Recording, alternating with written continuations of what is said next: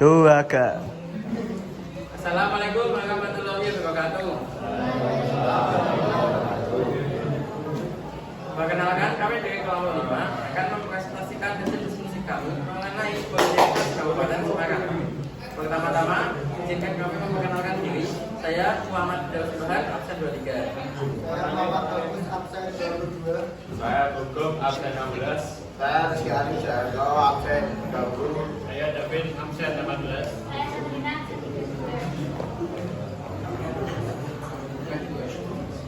Yang pertama dia adalah berbagai jenis kue yang banyak ditemukan di Indonesia dan Filipina. Bagian terbuat dari kulit kue tipis seperti ketan atau krep yang disebut pembungkus lumpia. Yang membungkus isian kue atau manis. Ini sering disajikan sebagai hidangan pembuka atau camilan dan mungkin disajikan dengan cara digoreng atau segar. Kemudian yang kedua ada lapis legit atau yang juga disebut sepekuk. Ini terinspirasi dari kue lapis Eropa dengan tambahan berbagai kacang, rempah dan juga aromatik sehingga terasa manis. Resep lapis legit tak jauh beda dengan kue lapis lain. Hanya saja di dalam adonan akan diberi tambahan kapulaga dan rempah lainnya. Selanjutnya ada Minggu Babat. Minggu Babat merupakan salah satu kuliner Semarang yang terkenal. Minggu Babat biasanya dijual di stasiun, terminal, dan toko khas Semarang. Kue tradisional ini dibuat dari parutan kelapa muda, tepung beras, ketan, dan gula yang membentuk bulat. Kemudian ada badang presto. Badang presto ini menjadi makanan yang paling khas dari Semarang. Dan Semarang juga terkenal sebagai kota pesisir, sehingga banyak makanan memanfaatkan ikan sebagai bahan utamanya. Seperti misalnya badang presto ini.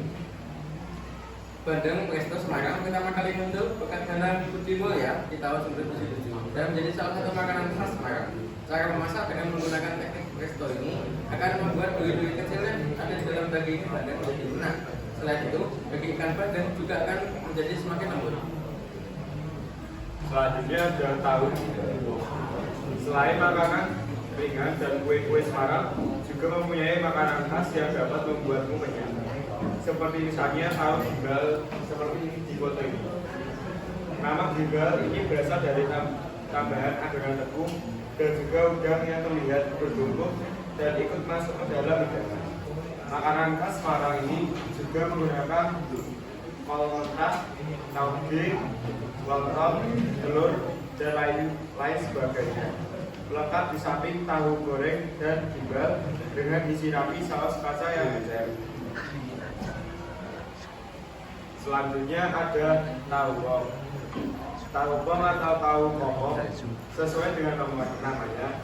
Di bagian tengah tahu ini kosong dan berenggang, sehingga memberi sensasi unik ketika kamu memakan bersama dengan sambal kecap. Umumnya tahu pong ini tidak terpisahkan dengan gimbal dan tahu goreng biasa. Lengkap dengan cocolan sambal kecap dan bumbu petis yang khas. Rasa gurih dari tahu yang masih hangat akan terasa lebih nikmat ketika dipadukan dengan rasa pedas manis dari sambal kecapnya. Selanjutnya tahu pati termasuk dekat dalam salah satu makanan dengan khas Semarang. Dia juga menggunakan tahu sebagai bahan utamanya. Adapun hal yang membedakan tahu ini dengan olahan tahu yang lain adalah menggunakan sambal petis yang terbuat dari udang yang kental dan berbau sambal biasanya menggunakan rasa khusus sehingga memberikan rasa manis, asin, dan sedikit pedas. Selanjutnya soto Semarang. Semarang juga mempunyai versi soto sendiri yang berbeda dengan soto yang lain.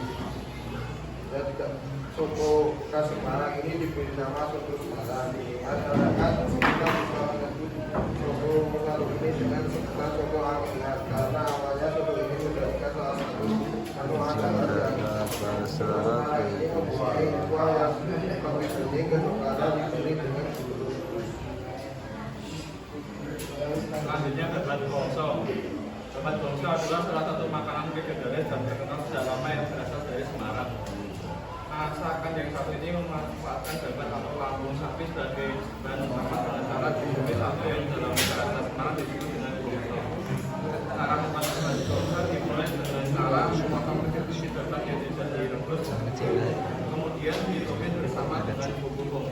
melat sih. Tanpa untuk memberi kecap kamu jauh. Melat sih. Sampai hingga Melat. harganya pas. Tapi nasi ayam Semarang. Tapi nasi ayam Semarang ini berbeda dengan nasi ayam pada umumnya.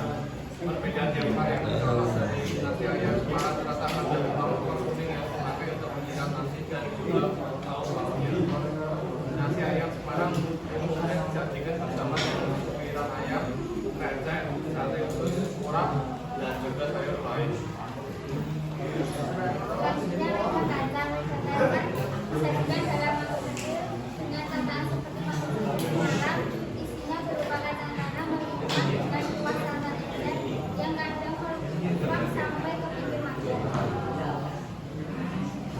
Selanjutnya es bukan ketan. Es bukan ketan merupakan hidangan penutup yang lezat dan segar yang memberikan kombinasi antara manisnya kelapa muda dengan rambutan. Ketika Anda menikmati hidangan ini, Anda akan merasakan rasa manis yang berasal dari kelapa muda dan rasa asam dari rambutan, menciptakan perpaduan yang menyegarkan yang bisa menjadi pilihan populer untuk mengatasi cuaca panas di daerah Semarang. Selanjutnya ada tombak. Nama tombak atau sederhana yang dalam bahasa Jawa berarti minum. Dan ini diperkirakan berasal dari kata tong yang berarti gunting atau sesuatu yang tajam. Dan kemudian tombak bisa diartikan sebagai minuman yang memberikan sensasi tajam atau menusuk ketika diminum. Kemudian ada es puter tong. Es puter tong itu merupakan es dari Semarang yang berlokasi di Jalan Jaya di Ahmad dari nomor 11 Semarang Barat. Kalau istilah tong asalnya dari kata kantong yaitu keseluruh serta seluruh. Ini didapat dengan tulisan roti, sagu mutiara dan tulisan kelapa. Ada perkataan yang bisa dibilang yaitu coklat, alpukat, kelapa hingga durian. Selanjutnya ada jamu jus. Jamu jus adalah minuman tradisional khas Semarang yang terkenal akan khasiatnya dalam menjaga kesehatan dan menjaga tubuh tetap sehat. Minuman ini terbuat dari perpaduan 21 rempah dan gula Jawa yang menciptakan perpaduan rasa yang unik dan khas. Nah, dari hasil diskusi kelompok kami dapat disimpulkan bahwa kuliner khas Semarang ini sangat bervariasi dan beragam, sehingga dengan memanfaatkan perkembangan teknologi dan globalisasi penting bagi kita untuk menyebarkan dan melestarikan kearifan lokal berupa kuliner yang khas dari Semarang ini. Sekian dari kelompok kami. Apabila ada kesalahan saya mohon maaf. Wassalamualaikum